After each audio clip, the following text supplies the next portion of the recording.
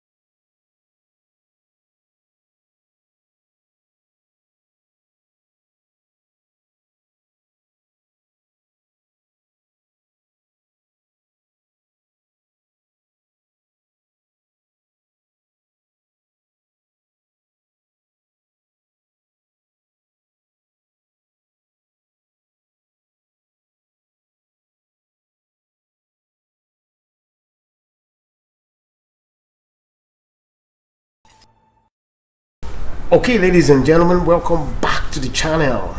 Now today we want to look at something very interesting.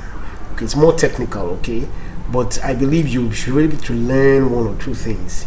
Now, if you've gone through some of my videos on this channel, I've often talked about software engineering, applications of computer science, the practice, the hands-on, codes and the likes.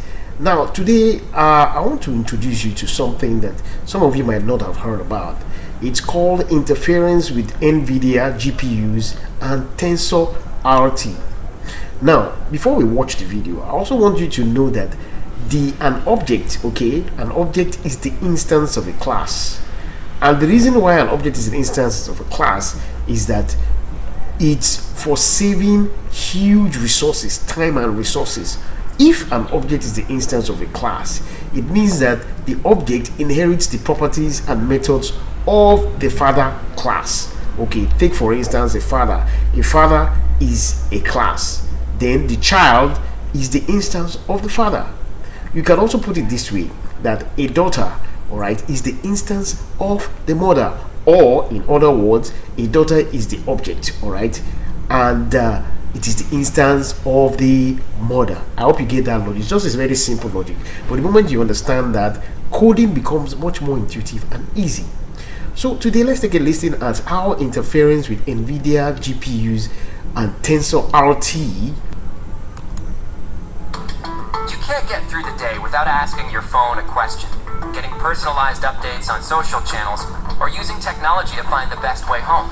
Welcome to the era of AI and intelligent machines, fueled by big data, driven by deep learning. Now let me talk about deep learning. Deep learning is an aspect of artificial intelligence, all right.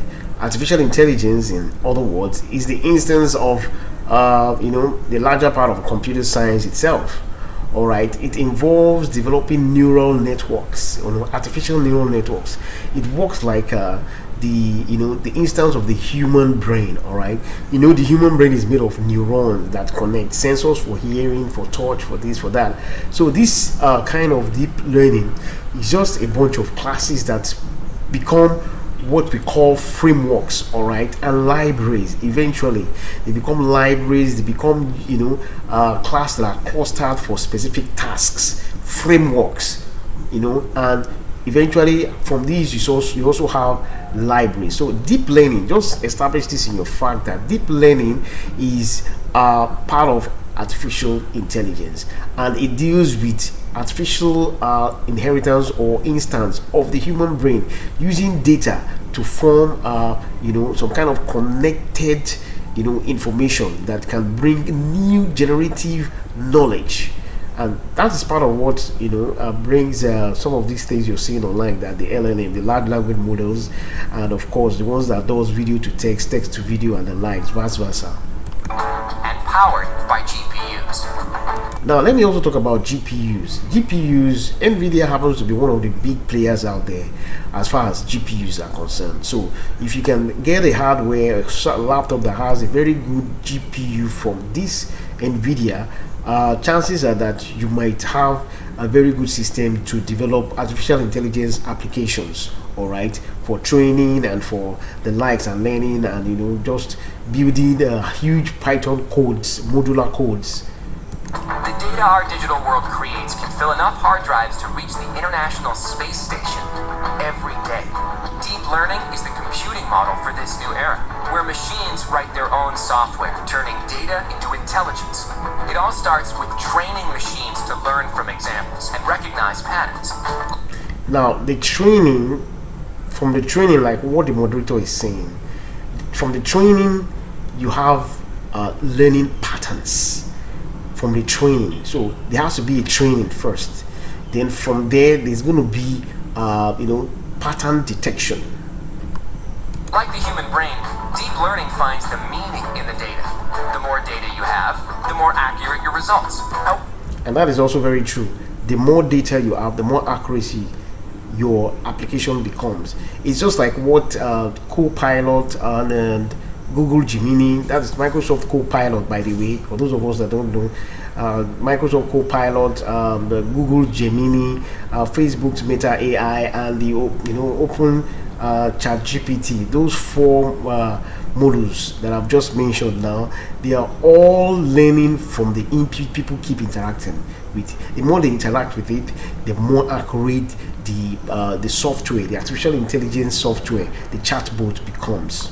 However, this accuracy demands very deep models and extremely high computing power. GPU-accelerated servers for training provide the computing horsepower to make this happen.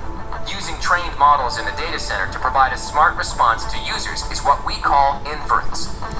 Now, listen, this thing that the moderator is talking about is very, very important. Using models, existing models, all right?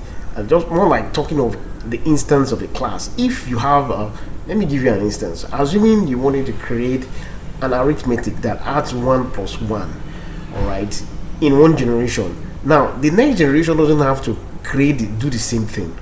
All they need to do is call the model a library, a framework, all right, a code, a specific class that handles arithmetic, whether it is minus, whether it is addition, whether it is bracket, whether it is multiplication. All those functionalities, all those methods are in a class called arithmetic. So the next generation will just call an extensible arithmetic class and implement their own use case. So that's exactly what this is about now. It's about using the pre-trained models, okay, and using them as inference on new cases. This needs to be incredibly fast to drive widespread user adoption of the newest product. Now, another thing I want to bring your attention to is this particular aspect here. Now, there are 4 things here.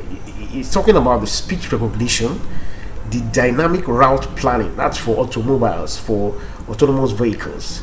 Then there's also, I can see there, the image recognition, and then you have the search.